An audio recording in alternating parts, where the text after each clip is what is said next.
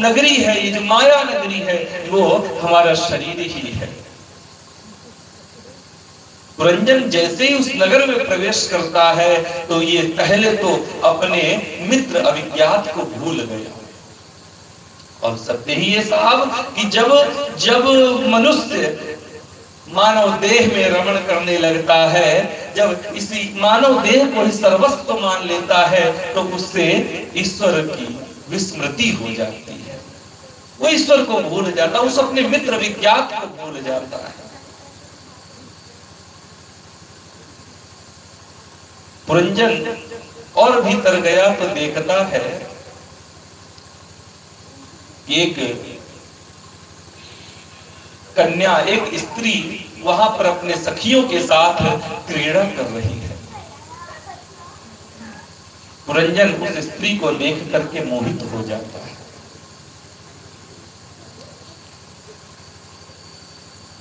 उसने अपने मनोभाव को उस स्त्री से बताया कि देवी, मैं तुमसे विवाह करना चाहता हूं। ये पुरंजनी क्या है? ये जो स्त्री है ये कौन है? तो ये माया है। जब जीव इस 9 द्वार वाली नगरी में रमण करता है तब वो निश्चित ही माया में फंस जाता है। मेरे प्यारे, पुरंजनी से, इस स्त्री से अपने सारे मनोभाव को बताया, मैं विवाह करना चाहता हूं। दोनों का विवाह संपन्न हुआ। पुरंजन बहुत प्रसन्न है और इस माया में ऐसा खो गया कि उसे बाहरी दुनिया का कोई भान नहीं, बाहरी संसार का कोई ज्ञान ही ना रहा। वो सब कुछ भूल गया। मेरे प्यारे, धीरे धीरे, और हमारा शास्त्र कहता है कि भोगे रोग भयम, भोग से रोग का भय होता है। पुरंजन धीरे धीरे धीरे धीरे जरावस्था की ओर बढ़ने लगा। वो वृद्ध हो गया। अब तक इसकी कई संतानें हैं, अर्थात बहुत सी संतानें हैं।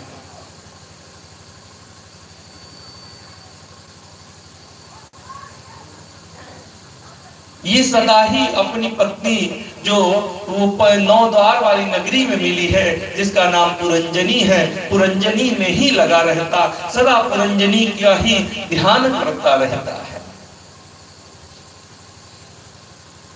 धीरे धीरे वृद्धावस्था आई और वृद्धावस्था आते अब तो भाई राम को याद कर लो, लेकिन इस पुरंजन ने अभी भी स्वयं को नहीं संभाला और ये अभी भी उस पुरंजनी में लगा है। सोचता है, दुहित्री पुत्र पौत्राश्च जामि जामातृ पार्षदान् त्वावशिष्टं यत् किंचित् गृहकोश परिच्छिदम्। गृहासक्त पुरंजन देह गेहादि में मैं मेरेपन का भाव रखने से अत्यंत बुद्धिहीन हो गया था। स्त्री के प्रेम पास में फंसकर वह बहुत दीन हो गया था। अब जब इससे जब अपनी पत्नी से बिछुड़ने का समय आया, तब वह अपने पुत्री, पौत्र, पुत्रवधू, दामाद, नौकर और घर, खजाना तथा अन्यान्य जिन पदार्थों में उसकी ममता भर शेष थी, अब उसी की चिंता करने लगा। ना मैया संगते भुंक्ते नास्त्रे नास्त्री मत परा, मयि रुष्टि सुसंस्त्राता भक्तिते यद्वाखया। ये सोचने लगा कि भाई मैं मर जब जाऊंगा तो मेरे बच्चों का क्या होगा।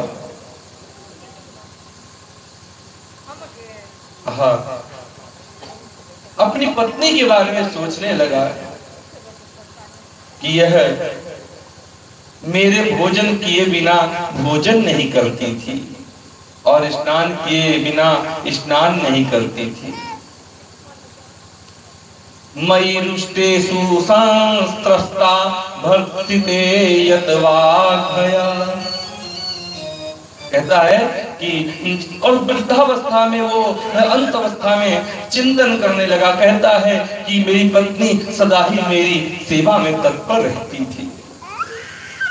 कहता है कि मैं कभी रूठ जाता था तो वह भयभीत हो जाती थी और मैं अगर झिड़कने लगता था, अगर क्रोध में आ जाता था तो वो डर के मारे चुप हो जाती थी।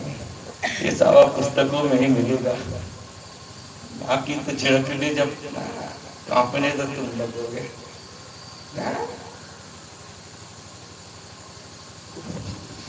सही बात है। प्रबोधयति मविज्ञं व्युषते शोककर्षिता।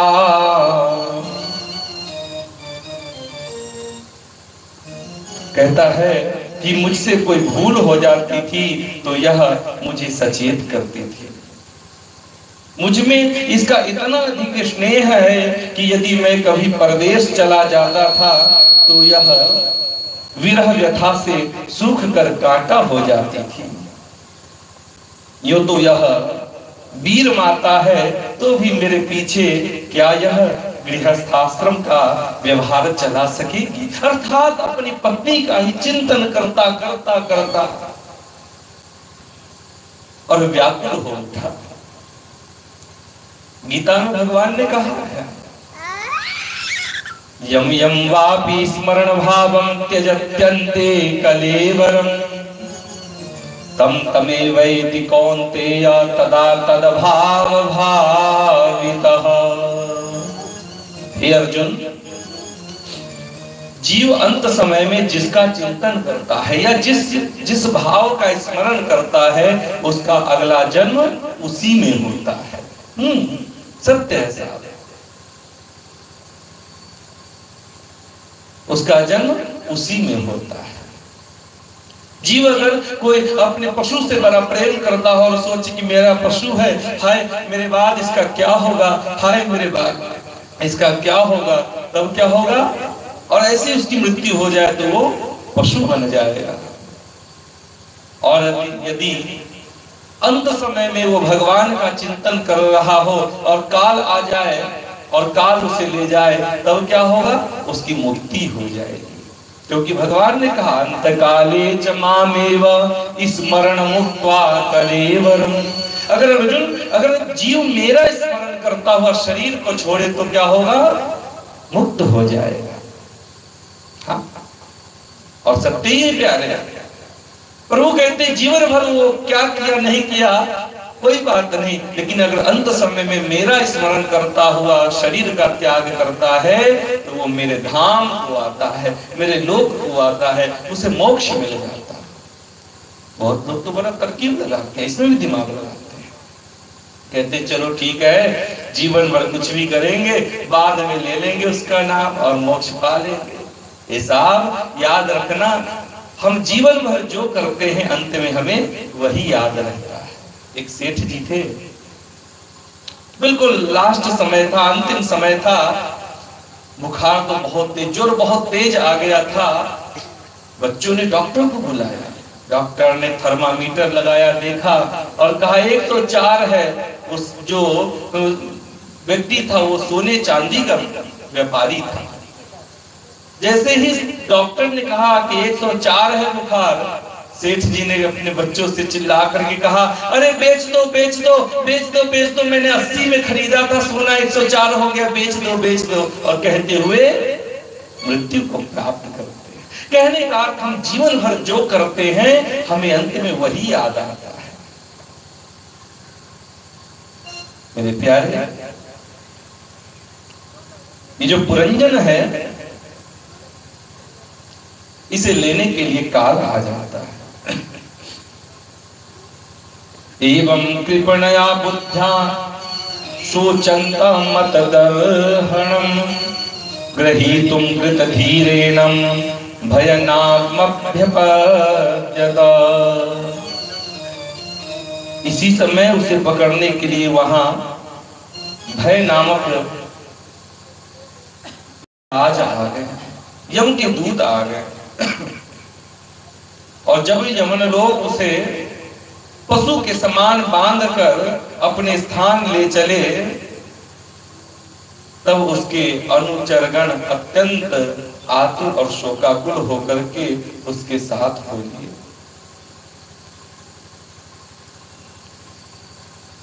मैंने कहा ना कि अंत समय में व्यक्ति जिसका ध्यान करेगा उसका जन्म उसी भाव में होगा। मैंने गीता में भगवान ने कहा इस पुरंजन की मृत्यु हो गई, और जब मृत्यु के बाद पुनः जन्म हुआ तो किसमें हुआ? क्योंकि ये अपनी पत्नी का ध्यान कर रहा था, एक स्त्री का ध्यान कर रहा था, तो इसका जन्म कहाँ हुआ? अनंतरम विदर्भस्य राजसिंहस्य वेश्मणि, यह नृपश्रेष्ठ विदर्भ राज के यहाँ सुंदरी कन्या होकर उत्पन्न हुआ। हाँ, इसका नाम क्या पड़ा? तो नाम पड़ा विदर्भ नंदिनी या विदर्भी। ये जब विदर्भ नंदिनी विवाह योग्य हुई, तब विदर्भ राज ने घोषित कर दिया कि इसे सर्वश्रेष्ठ पराक्रमी वीर ही ब्याह सकेगा। तब शत्रुओं के नगर को जीतने वाले पांड्य नरेश महाराज मलयध्वज ने समर भूमि में समस्त राजाओं को जीतकर उसके साथ विवाह किया। अर्थात अब ये जो पुरंजन था इसका जन्म हुआ विदर्भ राज के घर में, इसका नाम पड़ा विदर्भ नंदिनी। और विदर्भ नंदिनी का विवाह किससे हुआ? तो राजा मलयध्वज से, पांड्य नरेश के साथ। मेरे प्यारे, उससे अर्थात मलयध्वज और विदर्भी दोनों के कई पुत्र और पुत्री उत्पन्न हुए, जो आगे चलकर द्रविड़ देश के 7 राजा हुए। इन दोनों की एक कन्या भी थी जिसका नाम था श्यामलोचना, और दूसरी पुत्री थी जिसका नाम था व्रतशीला। व्रतशीला का विवाह इन दोनों ने किया अगस्त ऋषि के साथ। और राजा मलयध्वज जो थे, जब वृद्ध हो गए, जब इन्हें लगा कि भाई अब मुझे अपने राज्य पाठ को, अपने पुत्रों को सौंप करके मुझे अपने मोक्ष की कामना से वन में जाना चाहिए, हिमालय में जाना चाहिए, वहां तप करना चाहिए, तब इन्होंने अपने पुत्रों को अपना राज्य सौंप दिया और ये स्वयं अपनी पत्नी को लेकर के चल पड़े जंगल में, अर्थात हिमालय में। और इन्होंने वहां पर मलयध्वज ने बहुत दुष्कर तप किया है। और ये जो विदर्भी है ये भी कोई कम नहीं, इसने भी बड़ा कठिन तप किया। तप करते करते, हरिनाम लेते लेते एक दिन ये मलयध्वज समाधि में बैठ गए। और जब समाधि में बैठे तो हुआ यूं कि इनकी जो प्राण ध्वनि है वो बंद हो गई। और प्राण ध्वनि बंद होने के कुछ ही दिनों में इन्होंने अपने शरीर का त्याग किया। हरिनाम लेते हुए, नाम जपते हुए मलयध्वज ने शरीर छोड़ा, जिससे मलयध्वज की मुक्ति हो गई। यदा नोपलभे कांघ्र वुष्मानम पत्युर्चति आसित संविघ्न हृदया जूत भ्रष्टा मृगी यथा।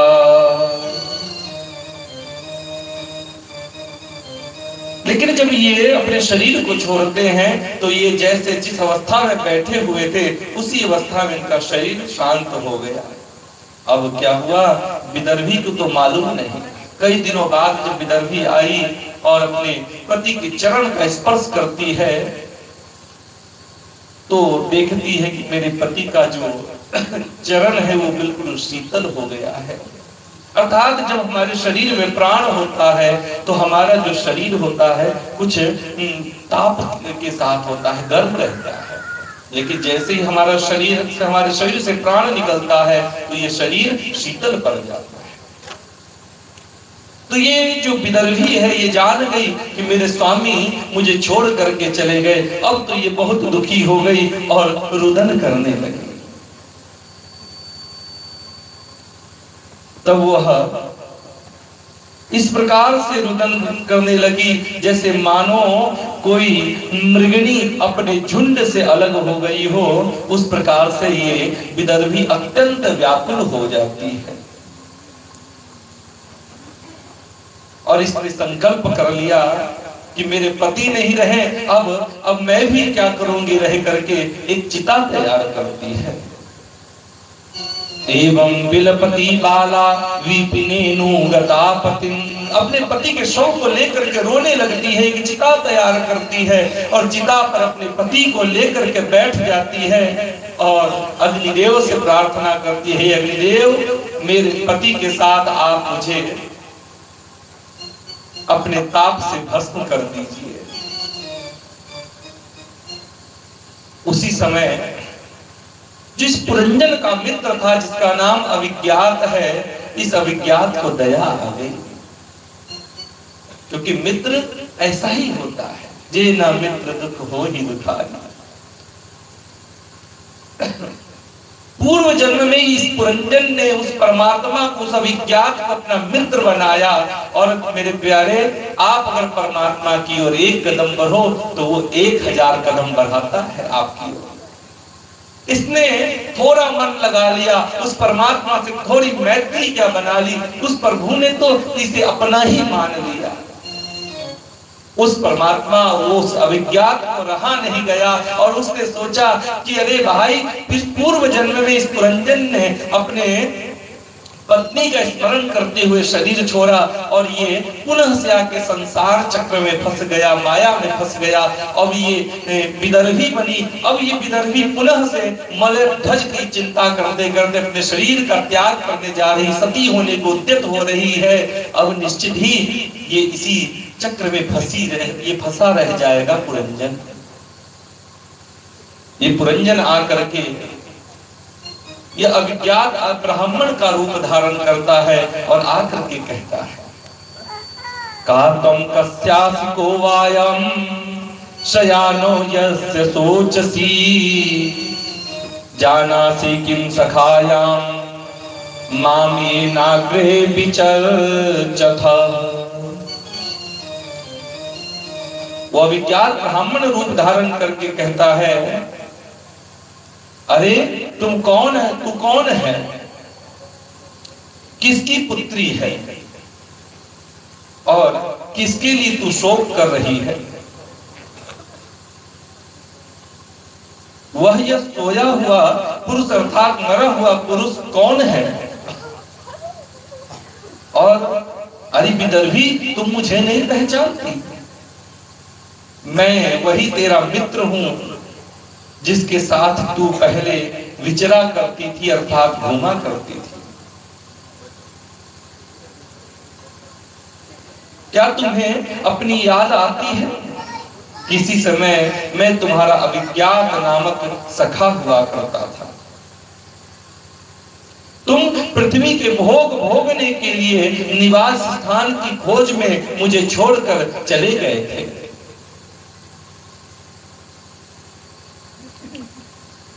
अरे जीव, ये तो बार बार मुझे भूल करके और संसार में लिप्त हो जाता, संसार का चिंतन करते शरीर को छोड़ता और बार बार तू इसी समय चक्र में, इसी संसार चक्र में फंसा रह जाता है। मैं आज आया हूं तुझे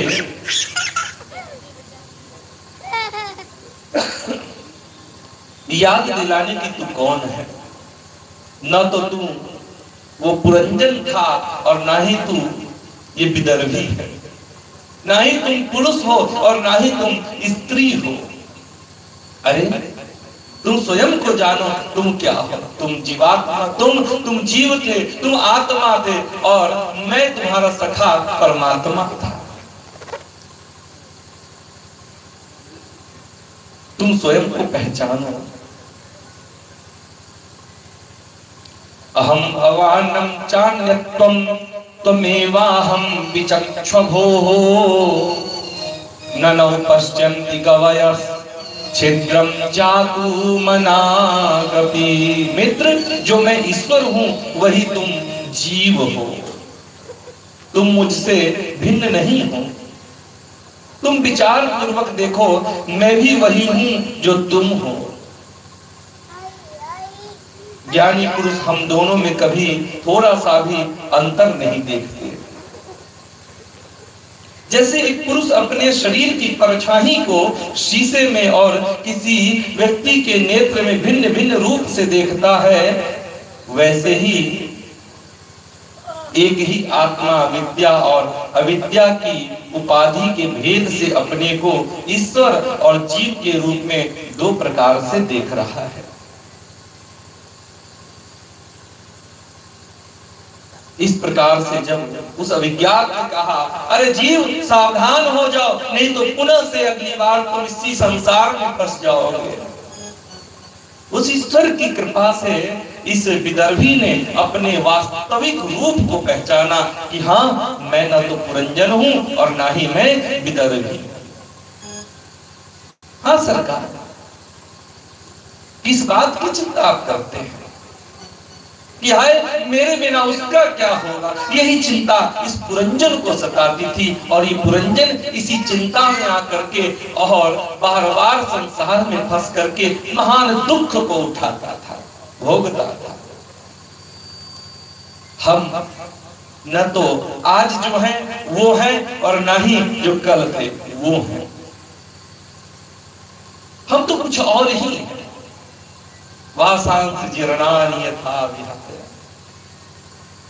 आज हमें ये वस्त्र मिला है, अर्थात ये मानव देह मिला है, तो हम स्वयं को यही मान लेते। लेकिन नहीं, ये हम क्या है? हम आत्मा है। आज इसमें है, कल उसमें चले जाएंगे। कहां तक चिंता करोगे?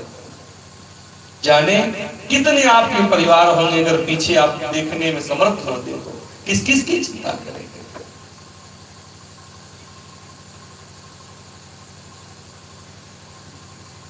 पुरंजन ये विदर्भी स्वयं को पहचान लेता, हाँ भाई मैं तो सत्य ही है, मैं तो ये नहीं हूं, क्योंकि मेरा बार बार जन्म होता रहेगा और बार बार मेरे रिश्ते बनेंगे। ये रिश्ते तो केवल इस पंचतत्व से बनते हैं। मैं तो जीवात्मा हूं। एक बार अर्जुन महाभारत के युद्ध में अपने पिता से मिलने के लिए परेशान हो जाते हैं, मोह में आ जाते हैं। कृष्ण से कहते हैं, सखे तू तो सर्व समर्थ है, तू तो कुछ भी कर सकता है, मुझे मेरे पिता महाराज पांडु से मिला। भगवान ने बहुत समझाया लेकिन अर्जुन जिद में है कि नहीं नहीं, मुझे अभी महाराज पांडु से मिलना है। भगवान कृष्ण ने कहा ठीक है चलो। ले जाते हैं स्वर्ग में, जहां महाराज पांडु मृत्यु के बाद स्वर्ग पहुंचे थे, स्वर्ग में अपने पुण्य को भोग रहे थे।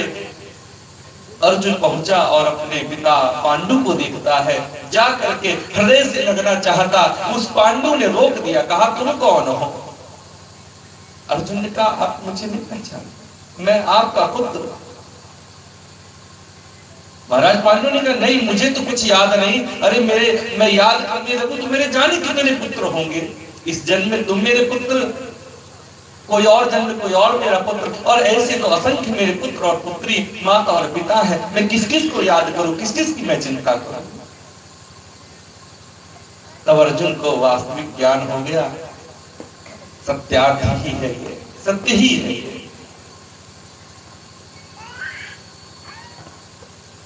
कि मैं आत्मा हूं और मेरा अगर कोई है संबंध किसी से तो उस परमात्मा से है और कोई नहीं है।